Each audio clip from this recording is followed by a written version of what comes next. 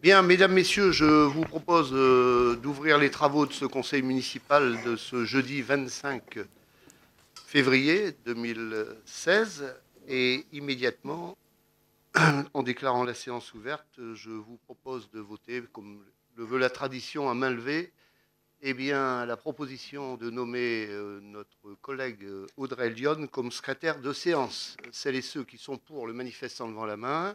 Avis contraire, abstention. Et Madame Lyon, je vous invite donc de procéder à l'appel nominal des membres du conseil municipal. Merci. Je vous remercie, monsieur le maire. Fabien Thiémé, Marie-Thérèse Houré, Alain Mamolo, Didier Caillé, Bernard Évrard, Virginie Melki-Tétini, Rita Canas, Laurence Morel, Jérôme Léman, Jules Caillard, Françoise Legros, Thérèse Zahui, Francis Brouet, Gilda Massard, excusée donne procuration à monsieur Caillé Didier, Sharaf Rifaille, Jean-Philippe Vitran, Anna Sanelli, Yves Floquet, Serge Lecadir, Christian Châtelain, Elisabeth Vanacker, Isabelle Jalin, excusée, donne procuration à monsieur Brouet Francis, Emmanuel Bouguera, Stéphanie Soyer, Christian Anquet, Carlo Di Marcantonio, Audrey Lyon, présente, Patrick Lemaire, Francis Poirier, Marie-Laurence Dupont-Joly, Céline Platel-Thuin, Assia Costanzo, Jean-Noël Verfailly. L'appel est terminé.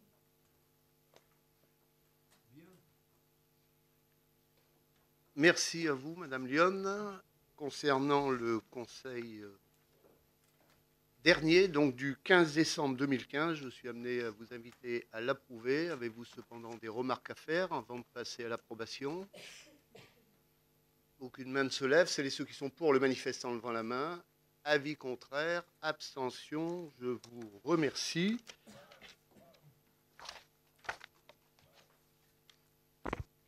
Et immédiatement, je voudrais tout d'abord saluer le retour parmi nous de notre première adjointe, Marie-Thérèse Ouret-Le-Drôle, qui a, comme on dit, repris une jeunesse et qui, aux côtés de toute l'équipe municipale, va petit à petit, comme on dit, reprendre le service qui lui est confié au sein de l'action sociale notamment, hein, qui est un vaste secteur. Hein. Alors, prompt rétablissement, chère Marie-Thérèse, bon retour, et puis le travail ne manque pas, notamment dans le cadre de cette nouvelle mandature, comme tu le sais. En préambule, permettez-moi de commencer cependant mon propos pour exprimer, en mon nom, au nom de la population, la colère qui existe face à cette nouvelle casse sociale. Je pense à Vallourec, Vallourec-Saint-Saul, Vallourec-Aulnoy-Emery. C'est d'ailleurs pourquoi, ce matin, en tant que maire, comme bien d'autres, j'ai tenu à participer au rassemblement à Valenciennes, aux côtés des salariés, des représentants du monde syndical, des élus, des habitants préoccupés par ce nouveau plan social. Je souhaite également rappeler que depuis 2008, 100 millions d'euros furent investis à la scierie de Saint-Saulve. 20 millions d'euros ont été versés à l'entreprise sur la période de 2014-2015. Et enfin, je me dois aussi de rappeler que les actionnaires se sont octroyés 2 milliards d'euros de dividendes sur 10 années et ont, dans le même temps, investi aux États-Unis, au Brésil ou encore en Chine. C'est pourquoi je veux réaffirmer devant le Conseil mon soutien, notre soutien de la population totale aux salariés qui sont menacés tout simplement de voir la perte de leur emploi. Sans oublier que c'est un coût sans précédent qui serait de nouveau porté à la sidérurgie après avoir vécu ce que les uns et les autres, et bon nombre d'entre nous ont connu, que ce soit sur Denain ou Tris-Saint-Léger. Cela dit, dans un autre chapitre et plus positif, je veux saluer le fait que, dans le cadre de la lutte du tous ensemble, nous avons obtenu le maintien de la brigade des douanes de Saint-Hébert. C'est un aspect très important.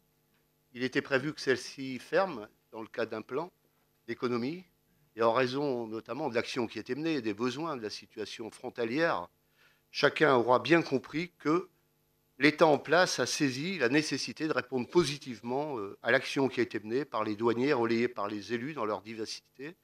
Et en ce sens, il y aura le maintien de ce bureau avec renforcement des effectifs, sans oublier y compris le maintien de Prouvi-Rouvigny, là aussi avec des effectifs nouveaux, suivant l'information ministérielle qui nous est parvenue et confirmée d'ailleurs par le directeur régional des douanes. Enfin, que s'est-il passé depuis notre dernier conseil du 15 décembre 2015 ? De nombreux événements ont jalonné la vie de notre commune. Dans un premier temps, les plus jeunes de notre commune ont ainsi pu bénéficier de la distribution des friandises de fin d'année. C'est un moment de chaleur humaine. C'est la période des fins d'année, mais où tout le monde n'est pas logé à la même enseigne. Ce sont 250 personnes composées de familles inscrites au CCAS qui ont également assisté au spectacle de l'arbre de Noël le 20 décembre 2015. Ce sont nos enfants, ados et jeunes de la ville qui ont également profité durant ces vacances de février de nombreuses activités au centre de loisirs dans leur diversité à partir des structures existantes avec des animateurs formés et dans le même temps aussi notre traditionnel séjour au Grand Jet où que ce soit au départ mais surtout au retour, hein, ce sont les pleurs, c'est la neige, c'est un moment important pour ces enfants connaître pour une première parfois, bien souvent, la montagne, le ski, la neige, la détente et en ce sens on ne peut que s'en féliciter. Je veux saluer aussi la tarification modique qui est la nôtre. Un couple me disait, pour mon enfant, c'est 75 € pour une semaine. Et c'est en fonction notamment, comme on dit, des ressources du foyer. Hein. Et un second couple, travaillant et ayant 2 salaires, me disait, pour mes 2 gosses, ce sera 125 € par gosse. C'est vraiment, je le tiens à le dire, il s'agit de l'argent public, de l'argent de nos contribuables, de rappeler la politique qui est menée en la matière. Je n'oublie pas dans le même temps, bien entendu, nos aînés avec la distribution des 1900 colis de fin d'année, ainsi que le goûter récent du 3 février qui a rassemblé 250 personnes au sein de notre salle des fêtes. L'actualité sportive a été très riche avec le tournoi de foot féminin, en salle au profit du Téléthon du 26 décembre, la coupe Gambardella des U19 contre le LOSC le dimanche 10 janvier et bien sûr ce gala de boxe Moutaille du 30 janvier qui a drainé plus de 1400 spectateurs de la commune et des environs. La fin de l'année 2015 a été dans le même temps ponctuée par le traditionnel Téléthon. Merci aux Marlysiennes et aux Marlysiens qui se sont mobilisés. Merci chaleureusement à toutes les associations qui ont apporté leur pierre et félicitations à tous. En effet, c'est par la collaboration de la ville avec les associations les plus diverses que le résultat se chiffre à 4 726 €, dont 1 748 € récoltés par le centre de formation des apprentis de Marly, qui a été à l'initiative, comme chaque année, dans ce domaine. C'est une nouvelle fois une belle preuve de la solidarité qui existe ici même à Marly au profit de la recherche scientifique contre les maladies génétiques rares telles la mucoviscidose. Je tiens également à vous rappeler les événements culturels qui ont marqué la vie de notre commune, notre traditionnel café littéraire avec accès et auquel l'Amicale laïque est un partenaire actif, efficace, sans oublier dans le même temps, je me permets, notre ville de Marly. Et puis dans le même temps, on était plus de 200 à la représentation du monologue du vagin par la compagnie Pascal Meurice le 30 janvier, sans oublier que ce début d'année a été bien entendu ponctué par de nombreuses cérémonies de vœux pour 2016. Les Marlysiens ont en effet été dans le même temps massifs à répondre à l'invitation des vœux de la municipalité, le vendredi 8 janvier, avec près de 1200 personnes. C'est un événement festif, culturel. C'est un événement important qui permet aux uns et aux autres de se retrouver, d'échanger, et puis, comme on dit, de porter un toast à une vie qui soit marquée notamment par la dignité et un peu plus de bonheur. La ville de Marly a su compter également sur la participation de ses élus aux multiples assemblées générales et arbres de Noël des associations sportives, culturelles, de jeunesse, sans oublier le monde combattant. Enfin, en ce début d'année 2016, notre ville compte un nouveau service public. Je veux parler, bien entendu, de la Maison des associations, inaugurée le vendredi 5 février. un moment de bonheur pour nos jeunes, pour nos sportifs, pour nos gens de culture, pour nos anciens.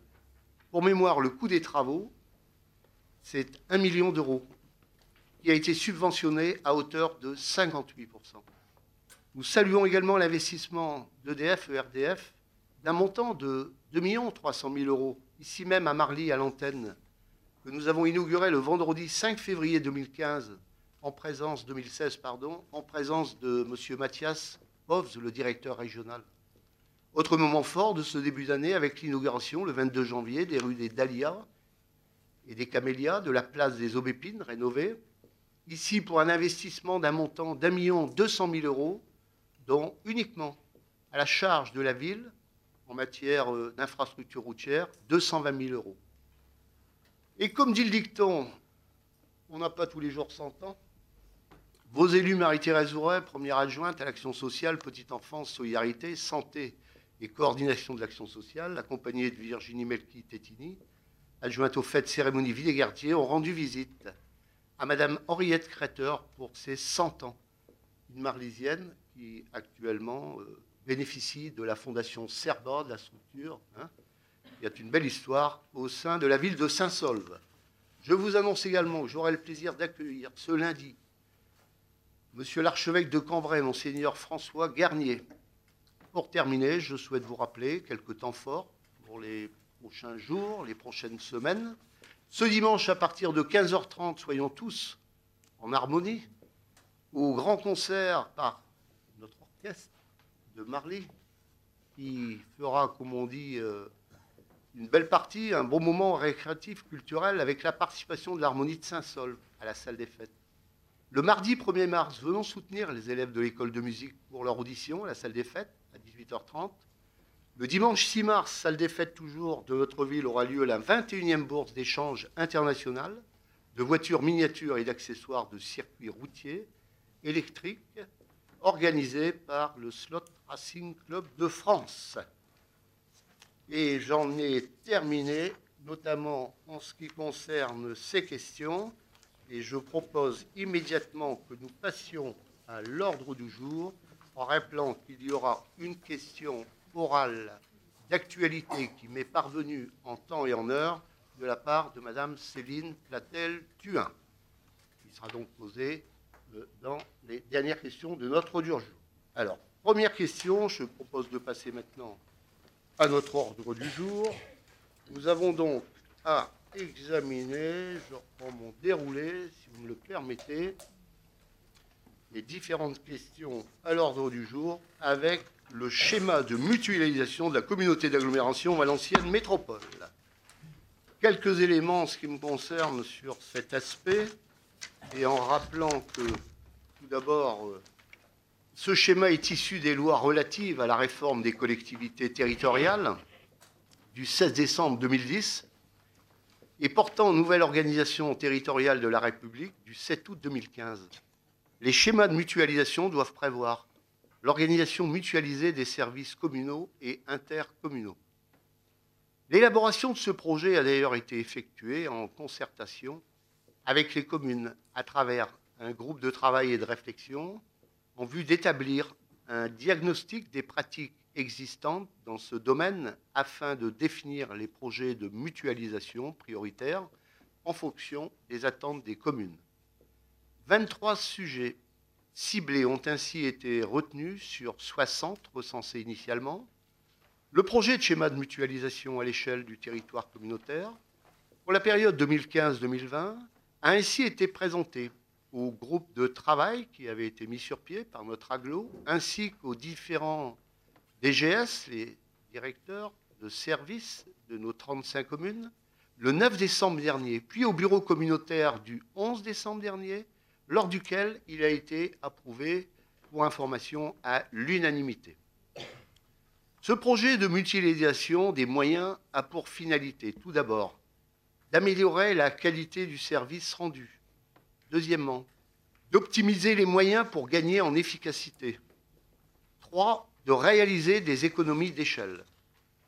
À cette fin, 3 formes de mutualisation ont été identifiées, à savoir une mutualisation des moyens humains ou techniques entre quelques communes, ou encore entre les communes et Valenciennes Métropole, ou encore la mise en place de services communs entre Valenciennes Métropole et plusieurs communes.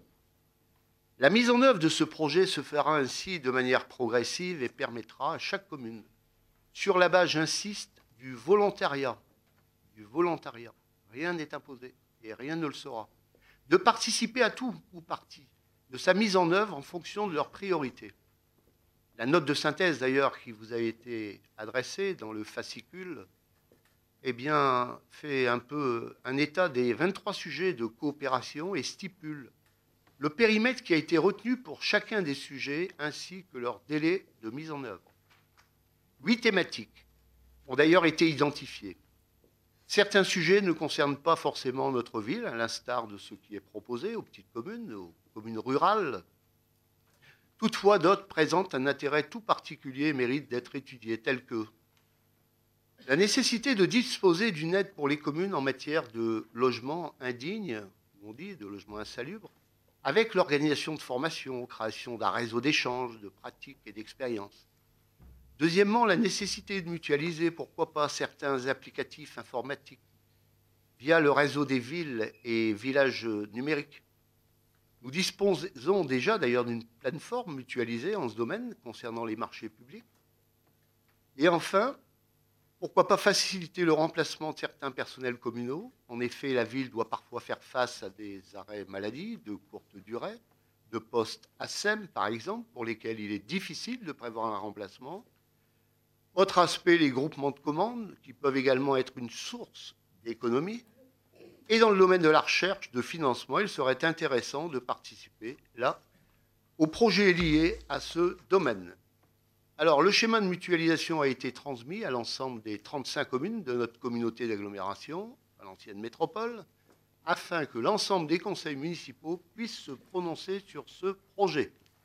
Ce dernier devra par la suite faire l'objet d'une approbation en conseil communautaire qui est prévu pour le mois d'avril 2016. Puis chaque année, une communication sera faite en conseil communautaire sur l'état d'avancement de ce schéma de mutualisation dans le cadre du débat d'orientation budgétaire. Nous avons donc, en premier lieu, on est invité à échanger pour celles et ceux qui le souhaitent. Et enfin, nous serons amenés, bien entendu, à délibérer sur ce schéma de mutualisation. J'en ai terminé avec la présentation et je donne immédiatement la parole à la première personne qui le demande. Je rappelle pour mémoire que c'est un schéma qui a été adopté à l'unanimité des participants de notre conseil communautaire, après un passage en bureau. Qui demande la parole? Oui, monsieur Jean-Noël Verfailly. Merci, monsieur le maire. Écoutez, c'est une délibération qui a été adoptée à l'unanimité en bureau communautaire et qui, je pense, ce soir fera également l'unanimité dans notre conseil municipal. Je pense qu'à l'heure où les dotations de fonctionnement se réduisent pour l'ensemble des collectivités, tout ce qui va tendre vers de la mutualisation, une recherche d'économie et une mise en commun de moyens va forcément dans le bon sens et ne pourra que servir nos collectivités et puis épargner les finances publiques. De la même manière, le fait d'utiliser l'ingénierie de la communauté d'agglo, je pense que c'est quelque chose qui est extrêmement positif parce que sur l'ensemble des communes de la CAVM, il y en a beaucoup qui sont de petite taille et qui n'ont pas forcément les moyens financiers d'avoir une ingénierie large et puis forcément de qualité. Donc ça permettra à toutes les communes d'être traitées d'une manière égale face à cet accès à l'ingénierie qu'on sait qui est maintenant vraiment très importante pour monter des dossiers structurants face aux difficultés et aux complexités des dossiers administratifs à remplir. Donc je pense que c'est vraiment quelque chose qui va dans le bon sens et donc c'est avec un grand plaisir qu'on va vous suivre sur cette délibération. Merci à vous. Y a-t-il d'autres demandes d'intervention? Bien, je propose que l'on passe au vote. Celles et ceux qui sont pour le manifeste en levant la main. Avis contraire. Abstention. Merci de cette unanimité. Et nous passons ensuite avec une décision modificative, rectificative, qui nous est résumé par notre adjoint en finance Didier Caillé, qui se rapporte à une modification à la demande notamment du percepteur et qui concerne les services de la perception et non une modification de nos services, mais qui nécessitait de repasser cette décision modificative devant le Conseil par principe à partir de la législation en vigueur. À vous, Monsieur Caillé. Merci, Monsieur le maire. En date du 15 décembre dernier, a été adoptée une décision modificative concernant la renégociation des emprunts en francs suisses. Donc, à la demande de la trésorerie de Marly et de la sous-préfecture, qui rencontrent donc un problème au niveau de saisie informatique avec leur logiciel Helios, ils nous ont simplement demandé de modifier certains chapitres. Donc, cette décision modificative n'impacte en rien celle adoptée le 15 décembre dernier. Donc, je demande au conseil municipal de bien vouloir adopter cette modification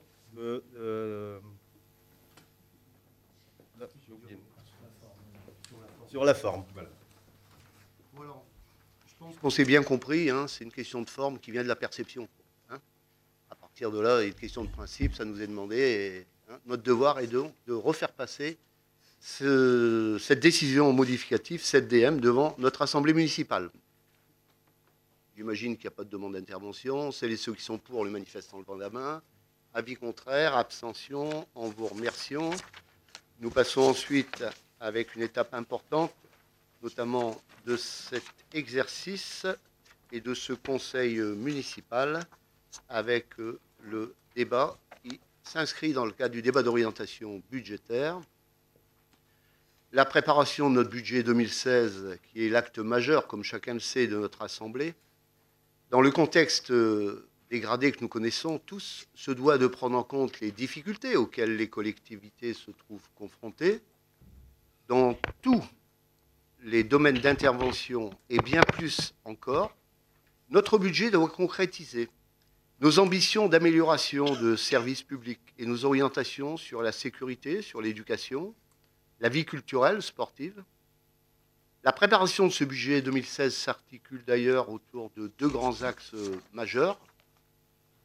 Un de ces axes s'impose à nous par les contraintes avec lesquelles il nous faut composer et qui pèsent lourdement, bien entendu, sur le budget.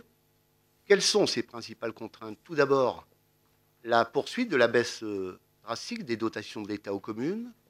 Pour rappel, les collectivités supportent plus de 20% de l'effort de redressement des comptes publics, dans le cadre notamment du programme de stabilité. Les diminutions des concours financiers des autres institutions, je pense à la région, le département, l'État.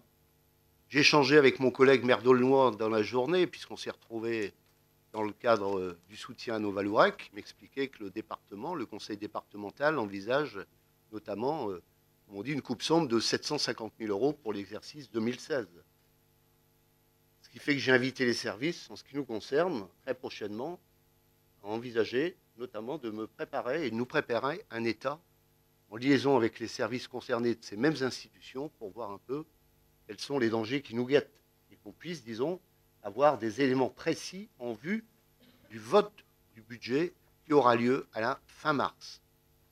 Enfin, il y a les impacts budgétaires des transferts de charges et les mesures législatives qui sont imposées par l'État. Il y a le mauvais contexte économique national, la dette nationale publique qui est à plus de 96% selon le rapport 2016 de la Cour des comptes. Ces contraintes sont fortes, elles s'accentuent d'année en année. Et le deuxième axe autour duquel s'articule la préparation de notre budget 2016, il est là composé des choix d'intervention, des choix d'investissement et de développement que nous voulons réaliser pour inscrire Marly dans une nouvelle dynamique qui permettra ainsi aux habitants de vivre dans un environnement agréable. Par ailleurs, je me dois de rappeler que l'encours de la dette s'élève au 31 décembre 2015 à 387 756 €.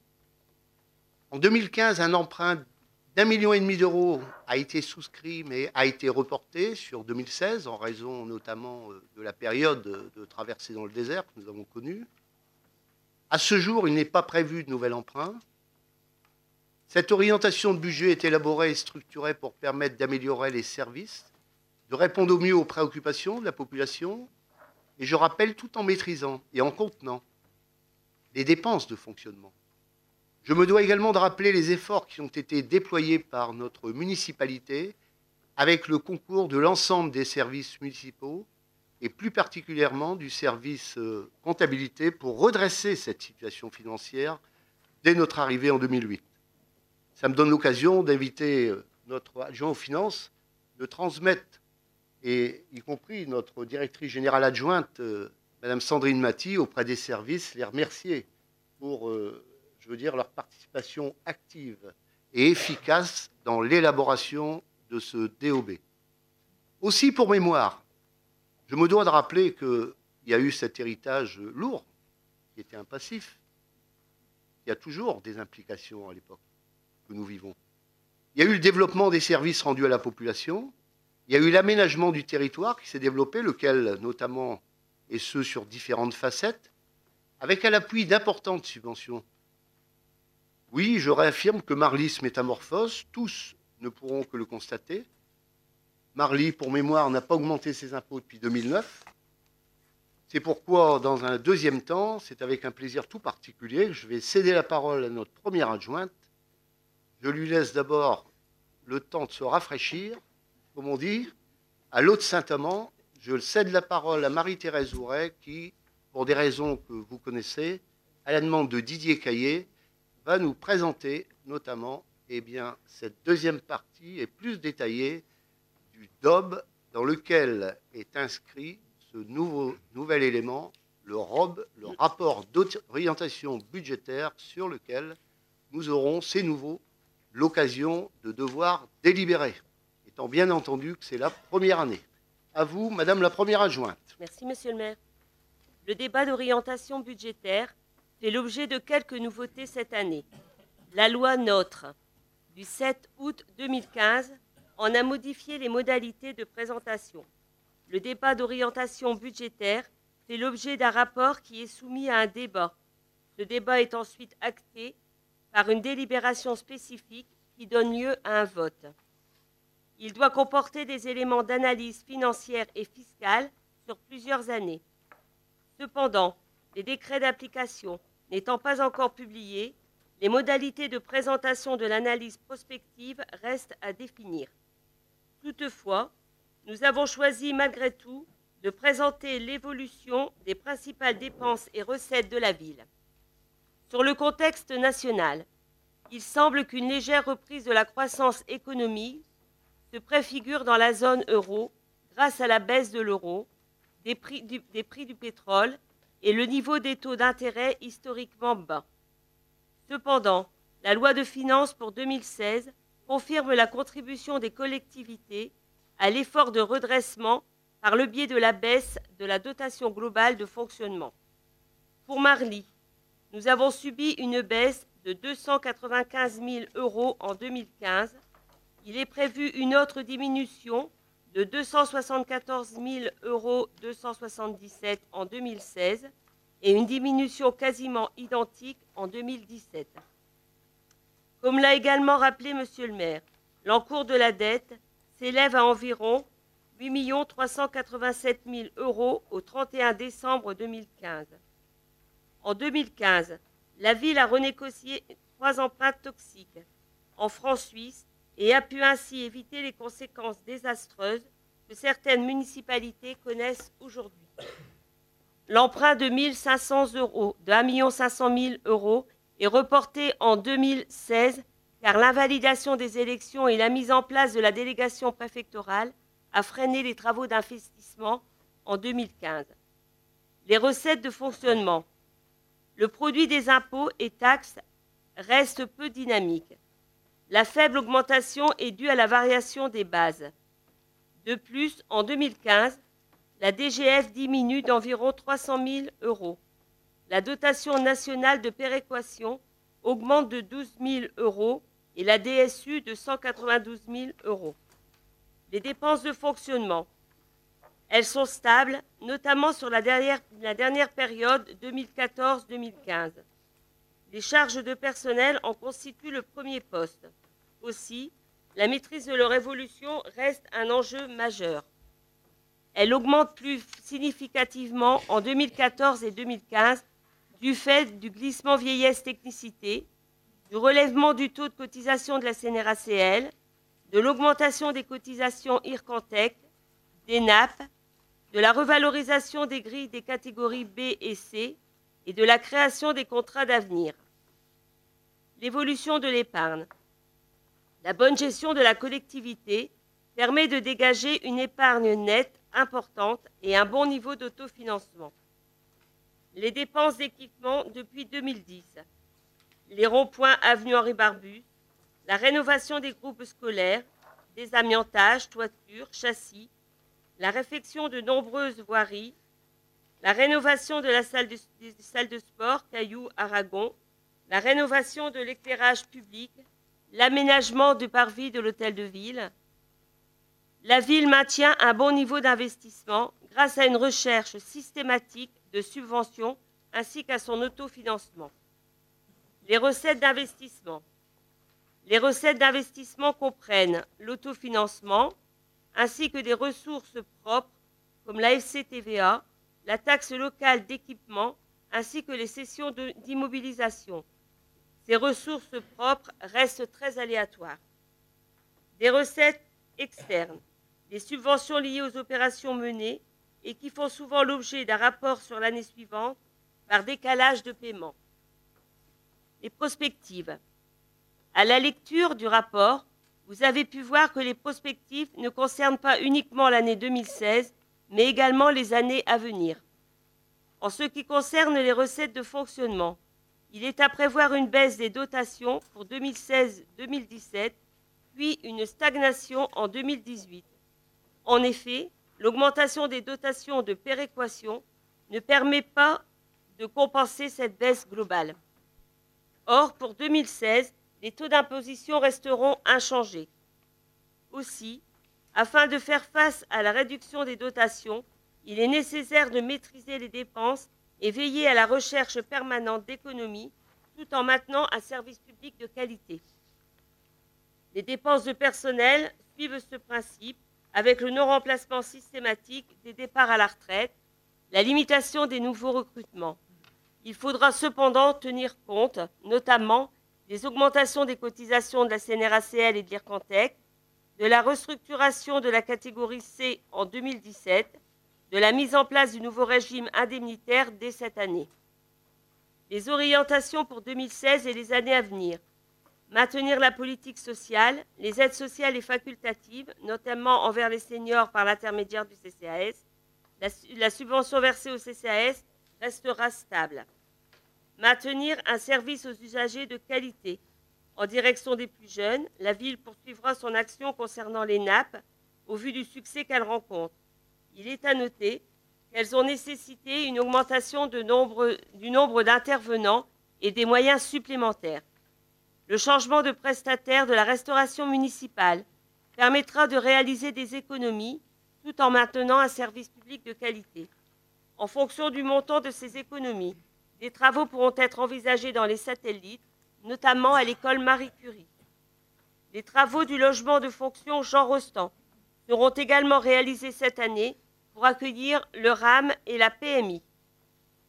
De plus, cette année sont prévus les travaux de réhabilitation du club Oust pour le tennis club de Marly. Marly doit rester une ville où règne la convivialité. Le secteur événementiel a été repensé afin de réaliser des économies tout en maintenant une programmation de qualité. La ville a également lancé cette année une étude pour la réalisation d'un espace culturel.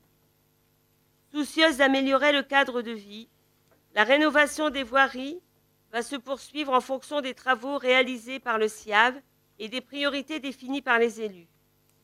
Les efforts seront maintenus en termes de fleurissement, de plantation d'arbres et de développement durable.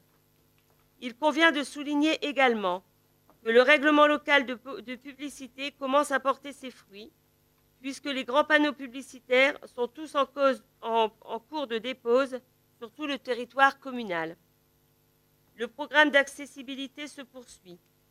Cette année, pour les établissements recevant du public, l'accent est mis sur 11 sites, écoles et salles de sport, pour un montant global de 420 000 € et pour les années futures en fonction de l'agenda voté en Conseil du 15 décembre 2015.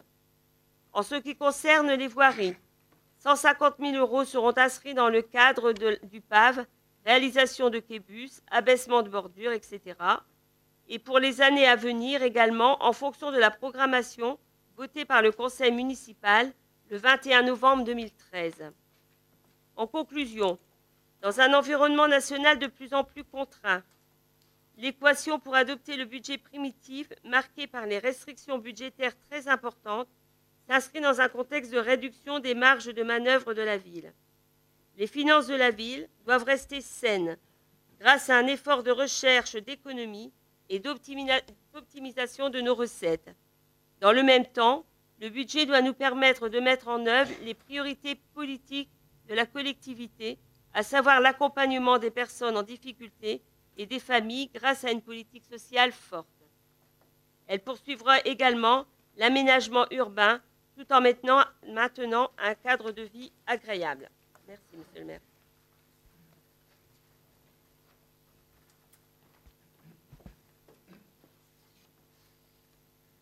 Bien, je vous propose maintenant d'engager le débat sur notamment ces orientations qui ont été présentées à partir d'un document explicite, concis, mais je pense fourni, qui nous permet à tous, je pense, de pouvoir déjà apporter une contribution en vue du vote du budget qui interviendra à la fin mars. Je donne la parole immédiatement au premier qui le demande ou à la première qui la demande.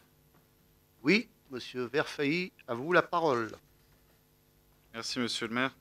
Écoutez, pour moi, c'est qui revient d'une réunion finance au département. C'est un vrai plaisir de se retrouver dans un débat budgétaire dans une collectivité qui a des finances saines.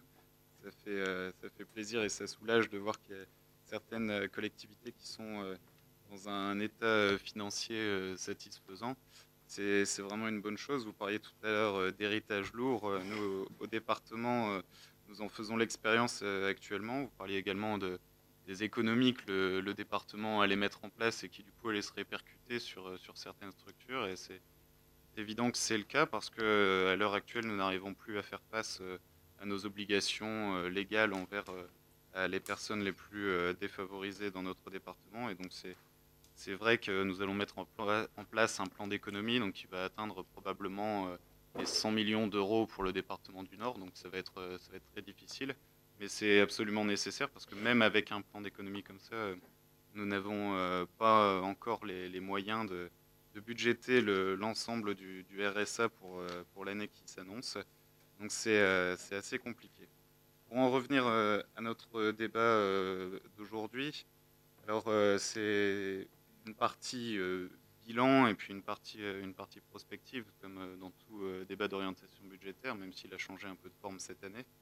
Sur la partie bilan, écoutez, on a évidemment cette baisse de dotation générale de fonctionnement globale de fonctionnement qui est regrettable, même si à Marly on peut la nuancer tout de même parce que les augmentations en DSU et en dotation nationale de péréquation font que si on compare les budgets entre 2011 et 2015, finalement on était sur 3,6 millions en 2011 et on est toujours à peu près à 3,6 millions en 2015, donc on ne peut que s'en satisfaire puisque on a réussi à maintenir l'équilibre dans nos finances avec en même temps, vous le disiez, des produits, des impôts et taxes qui sont peu dynamiques, mais bon, c'est toujours trop dynamique pour nos contribuables parce que même si vous avez fait l'effort de maintenir des taux stables, l'État dans le même temps a fait augmenter les bases et du coup c'est 1 million d'euros qui ont été récupérés en plus par année entre de 2011 jusqu'à 2015. Et c'est toujours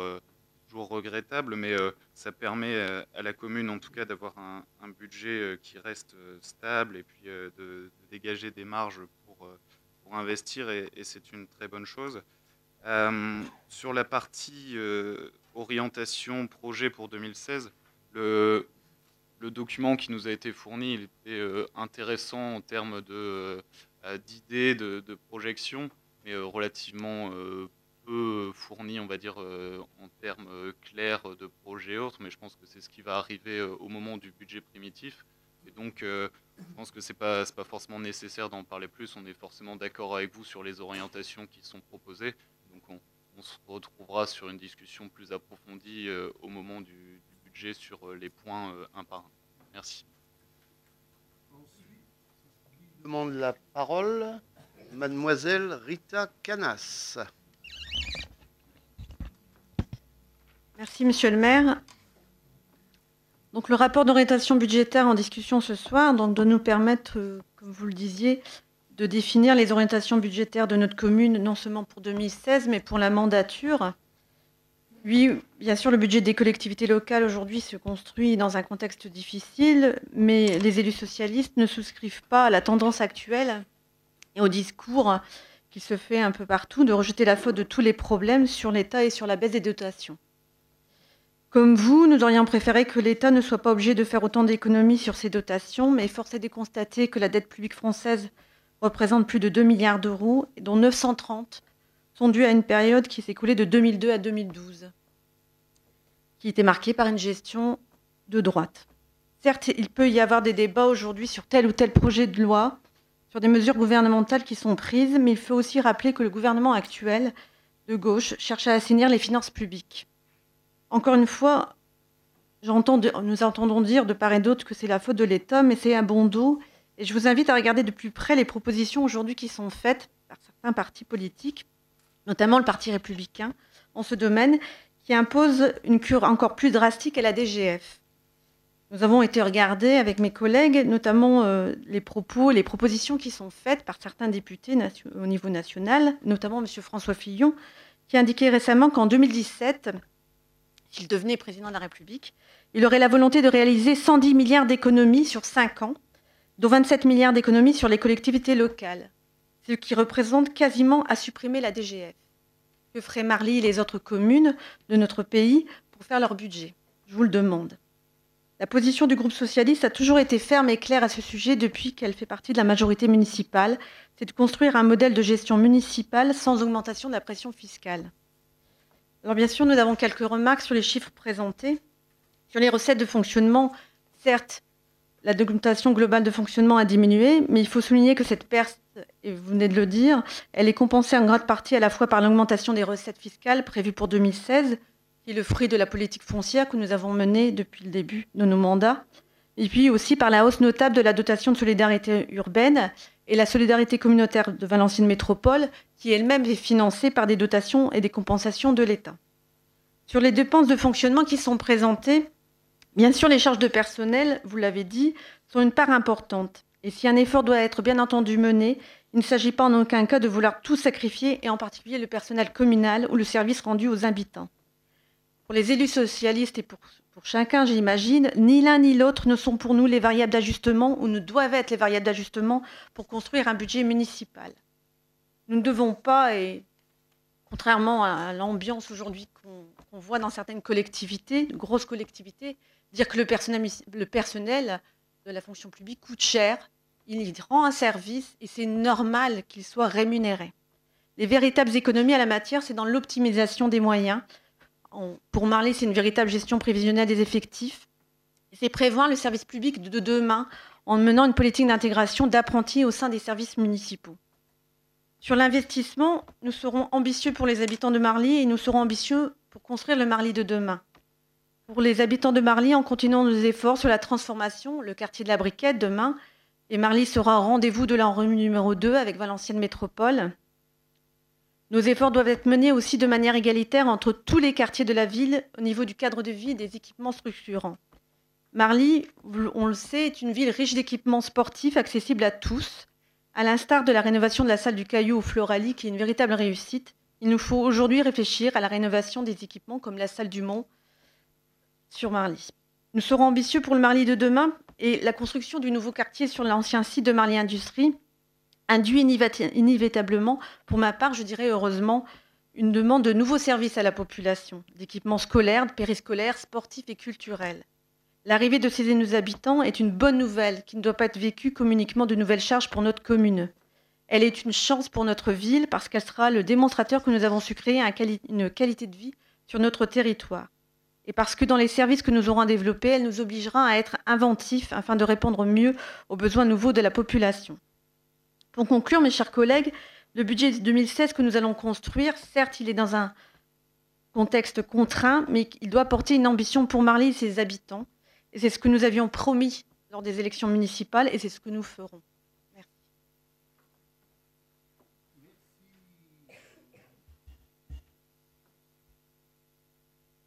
Merci à mademoiselle Canas et je cède la parole. Il n'y a pas d'autres demandes d'intervention. À notre adjoint aux finances, à Didier Caillé pour quelques éléments de réflexion. Oui, merci, monsieur le maire. Vous êtes, je pense, tous conscients qu'il devient de plus en plus dur en 2016 et surtout pour les années futures de gérer financièrement une collectivité. Il faut donc gérer la collectivité lorsqu'on la reprend et qu'on a des fonds disponibles.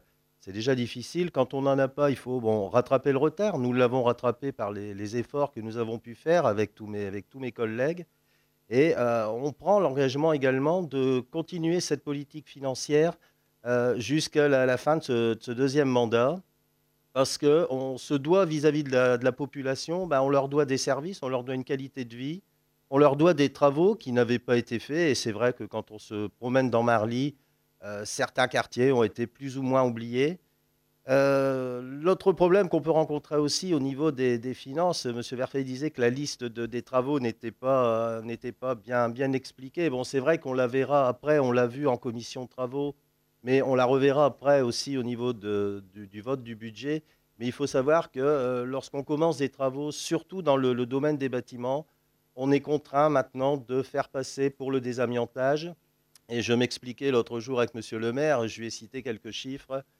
C'est vrai que les tarifs sont exorbitants. Et bon, c'est de l'argent en même temps, si vous voulez, qu'on ne peut pas qu'on ne peut pas investir dans d'autres domaines. Mais je pense qu'avec, je vous dis donc, comme j'ai dit tout à l'heure, avec tous mes collègues élus, avec monsieur le maire en premier, on continuera cette politique de désendettement de la ville. De toute façon, refaire des emprunts, si, c'est toujours possible, mais tous les ans, je fais faire une étude financière de la commune par Finance Active. Et il nous a bien limité donc à les 500 000 € que nous avions fait donc en 2014 et cet emprunt donc d'1 500 000 € que nous avons donc négocié pour le reporter sur 2016 sans décaisser aucun centime sur l'année précédente. Hein.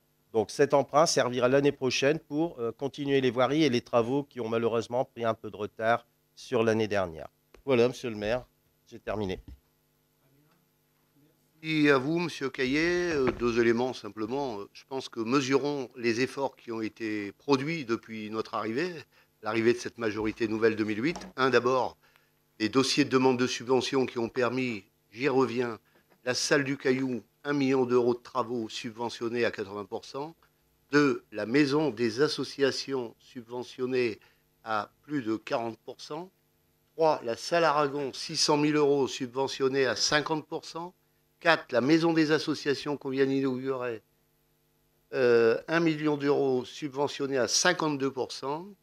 2, des politiques diverses qui ont vu le jour, je pense à la culture, qui était inexistante, et avec ce souci de faire en sorte que nous puissions développer une culturelle, non pas dans le cadre d'initiatives qui touchent aux événements qui touchent à l'élite, mais avec la volonté de développer une culture de masse à partir notamment du monde et milieu scolaire. Deuxièmement, à partir des quartiers et en associant de l'enfance aux seniors, l'intergénérationnel. Quatrièmement, à cela, à la culture, il y a le sport qui s'est développé. Je veux rappeler qu'il y a 10 associations nouvelles qui ont vu le jour à Marly. Quatrièmement, 10 associations nouvelles. Il y en a d'autres en attente, mais c'est plus possible. Et quand je dis c'est plus possible, c'est parce qu'on ne peut pas continuer. Il faut savoir qu'on a 98 assos, 58 bénéficient d'un hébergement ou de locaux, qu'à partir de là, on est limité aussi à partir des finances qui sont les nôtres. Il y a toute une série de disciplines sportives. Il faut savoir que Marly, c'est la 3e ville après Valenciennes, Saint-Amand, à avoir une salle dédiée à une seule discipline, la gymnastique. 1200 adhérents, 250 sont de Marly. Une école de musique de 340 élèves, 34 professeurs. Tout le monde nous envie avec notre école de musique.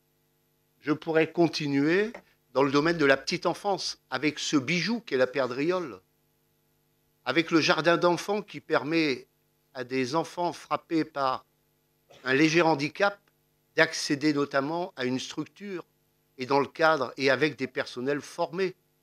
Je pense au foyer pour autistes, 7,2 millions d'investissements, une association à but non lucratif, et pour laquelle nous avons cédé le terrain pour l'euro symbolique. On inaugurera d'ailleurs, je pense, en début juin.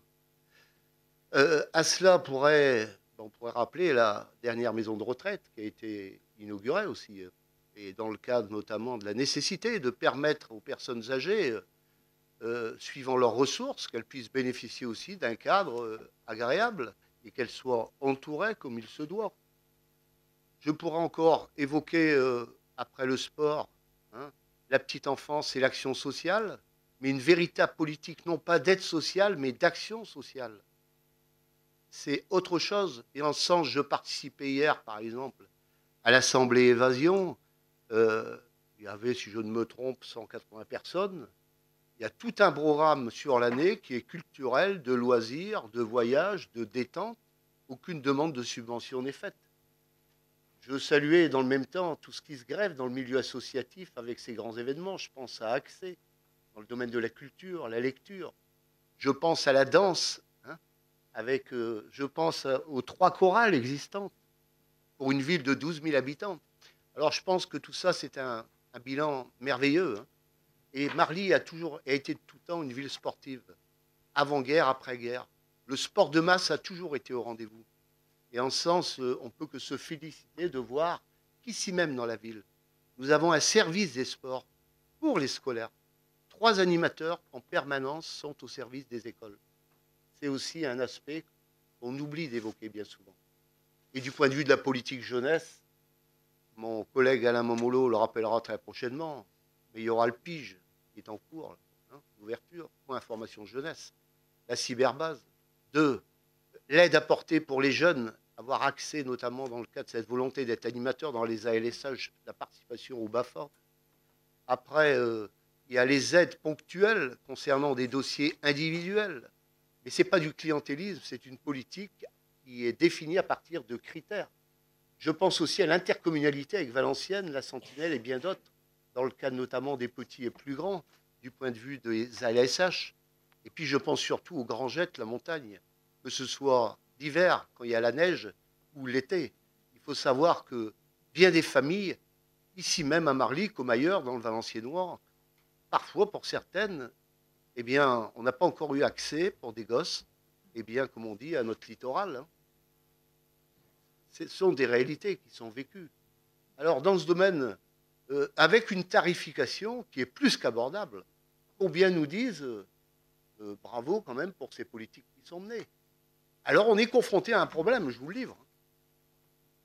De l'extérieur, tout le monde veut venir à Marly, que ce soit pour l'école de musique, que ce soit pour faire du foot, que ce soit pour la gym, j'en ai donné un chiffre, que ce soit pour un tas de disciplines. Mais ça nous pose effectivement une question. On peut être, comme on dit, faire preuve d'humanité, faire preuve de convivialité, d'esprit d'ouverture. Ceci étant, dans le même temps, il faut gérer les paramètres. Et par cette crise financière qui est vécue, elle est nationale, européenne, elle est mondiale, il y a nécessité de tenir les bouts. Et moi, je dois vous avouer que dès lors où je suis arrivé en 2008, après le premier diagnostic, après notamment l'audit, je me suis dit, mais qu'allons-nous faire? Que faire? Comme l'a écrit Lénine. Et je me suis dit, on a du pain sur la planche. Et puis en fait, petit à petit, tous ensemble, avec la population, on peut, je pense, saluer tout ce qui touche, y compris à l'aménagement du territoire. Alors là, on va mettre l'accent, comme on dit, la politique des petits travaux, sans pour autant négliger, je le rappelle, la jeunesse pour qui on fait, sans pour autant négliger, je pense, toute une série d'autres secteurs, la petite enfance, mais ceci étant, dans le même temps, on est nous aussi confrontés, parce qu'il y a l'inflation dont on ne parle pas. Elle existe aussi. En n'ayant pas augmenté les impôts depuis 2009, et en ayant développé les services rendus à la population, qu'on a été aussi frappé par l'inflation qui nous frappe et qui nous touche, et qui automatiquement a des incidences financières du point de vue budgétaire. Sur ce, on en a terminé. Je propose que l'on passe aux voix. Celles et ceux, parce que automatiquement, dans le cadre de ce DOB, c'est nouveau, ça étonne, mais c'est comme cela. Je rappelle que la loi NOTRe a modifié la présentation du DOB pour les villes de plus de 3 500 habitants. Le décret d'application n'est pas encore publié. En conséquence, les communes ne sont pas encore dans l'obligation de présenter les nouveaux éléments du ROB, du rapport d'orientation budgétaire, qui nécessitent d'être spécifiés. Toutefois, la municipalité, notre ville de Marly, a souhaité y présenter dès à présent des éléments budgétaires complémentaires, comme on l'a fait dans le fascicule, et par l'intervention de nos différents collègues. Ce rapport a donné lieu à un débat. Celui-ci sera acté par une délibération spécifique qui donne lieu à un vote. Je vous demande donc de prendre acte de la présentation du DOB.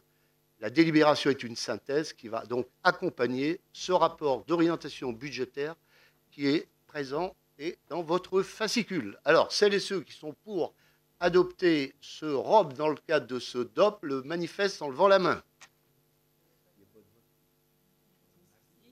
Si, on est obligatoire, c'est la première année.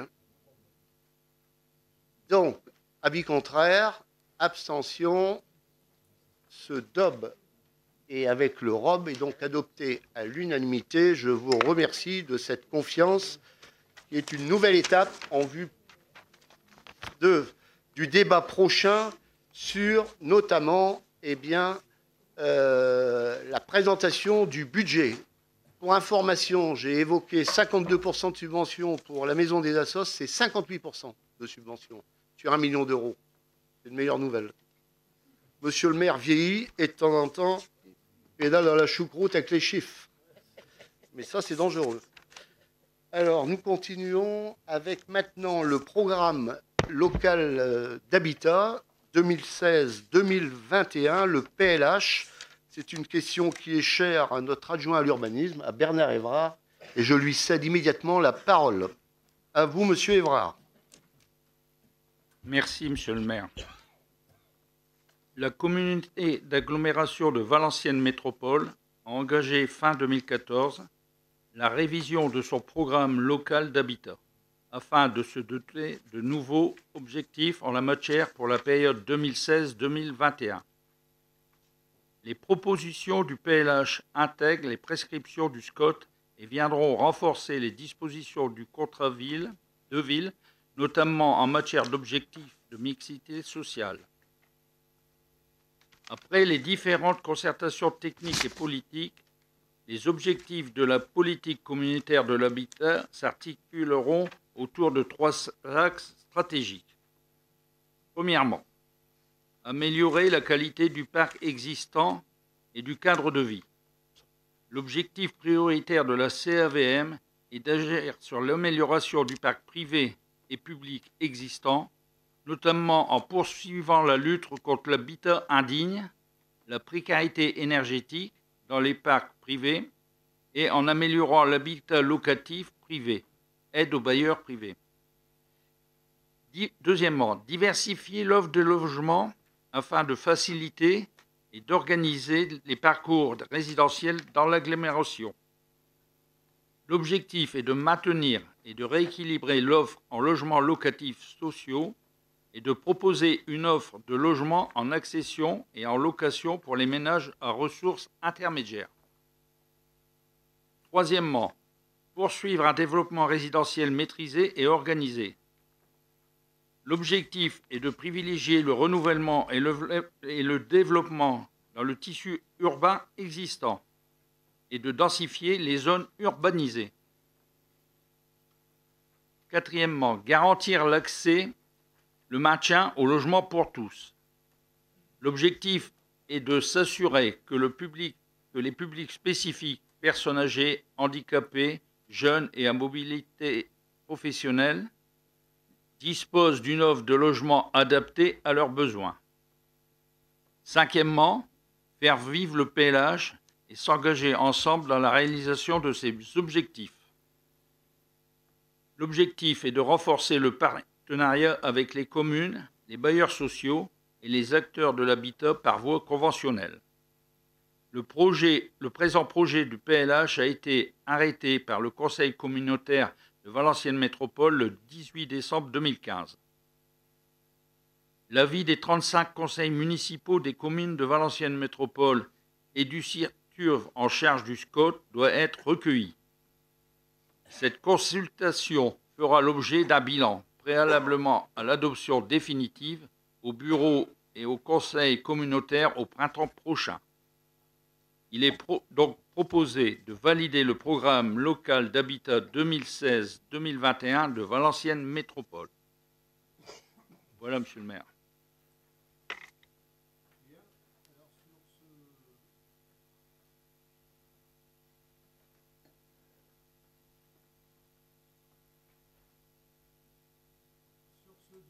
Du PLH, qui demande la parole? Oui, allez-y, je vous en prie. Monsieur Verfailly. Simplement un petit mot sur le PLH, puisque je pense que c'est vraiment un outil qui va être très important pour nous. Moi, je sais que j'ai contribué d'une manière indirecte via l'Agence départementale d'information sur le logement, dont je suis président et qui a contribué au PLH sur le Valenciennois. Et c'est vraiment intéressant parce que ça nous permet à la fois d'avoir des données statistiques pour piloter nos politiques et puis d'avoir une vision qui est mise en place par l'ensemble des acteurs sur le territoire de l'agglo pour la politique de l'habitat et du logement. Et je pense que c'est vraiment quelque chose qui va permettre d'avoir une vision cohérente sur l'habitat sur l'ensemble du périmètre de l'agglo, et c'est quelque chose qui est nécessaire, qui manquait un peu. Et quelquefois, on se retrouvait dans des situations un peu délicates, notamment sur les questions de mobilité et de transport, parce que certaines infrastructures n'avaient pas été pensées vis-à-vis des nouvelles habitations construites et de nouveaux logements construits. Donc c'est quelque chose de positif qui va dans le bon sens, au même titre que, par exemple, le PLUI qu'on a voté aussi récemment. Donc c'est beaucoup d'outils très intéressants qui sont mis en place au niveau de la CAVM et qui vont permettre d'avoir une vraie cohérence sur l'ensemble du territoire. Contribution dans ce débat sur le logement. Y a-t-il d'autres demandes d'intervention? Je n'en vois pas. De chiffres quand même, pour vous dire que dans le cadre notamment de ce PLH, qui va couvrir la période 2016-2021, l'objectif pour notre communauté d'agglo est dans le cadre d'une production de 5280 logements par privé-public pour ce prochain PLH, soit une production moyenne annuelle à atteindre de 880 logements. Pour Marly, l'objectif, production au minimum de 368 logements par privé-public pour les 6 prochaines années, soit environ 61 logements par an. Plafond de production de logements locatifs sociaux à ne pas dépasser, comme vous le savez, ça rentre dans le cadre de la loi Cécile Duflot, 25% du nombre de logements à produire, soit 92 logements au maximum pour les 6 années, ce qui représente en moyenne par an pour les logements dits sociaux 15 logements par an. Alors nous sommes, nous, dans une ville où nous comptabilisons 32% de logements dits sociaux. Nous sommes donc exclus des communes qui sont frappées par notamment des pénalités qui n'appliquent pas la loi, Cécile Duflot, qui ont moins de 25% et qui automatiquement doivent verser des pénalités, comme je le disais. Et dans ce cadre-là, je pense qu'on ne peut que saluer cette politique qu'on a impulsée depuis 2008, notamment dans le cadre du secteur de la Rhônelle, avec notamment une conception du logement, des logements, avec un divers panels, logements dits sociaux, l'accession à la propriété, les lots libres. Et en ce sens, on a tout un quartier qui va permettre cette connexion entre Marly-Centre, la Briquette, et qui est en plein développement, avec y compris ces questions qui touchent au cadre de vie, qui touchent au développement durable. En ce sens, je pense qu'on ne peut que saluer cette politique qui est menée. Mais dans le même temps, je tenais à rappeler ces chiffres qui, automatiquement, actuellement, pour Marly, 500 demandes de logement sont en attente. D'où viennent-ils? Il y a des Marlysiens, mais on a aussi beaucoup de l'extérieur. Ce matin, à la permanence du maire, c'était beaucoup de demandes de logement de l'extérieur, notamment de Valenciennes, la capitale. Je le dis comme ça, bon, c'est la réalité. Hein.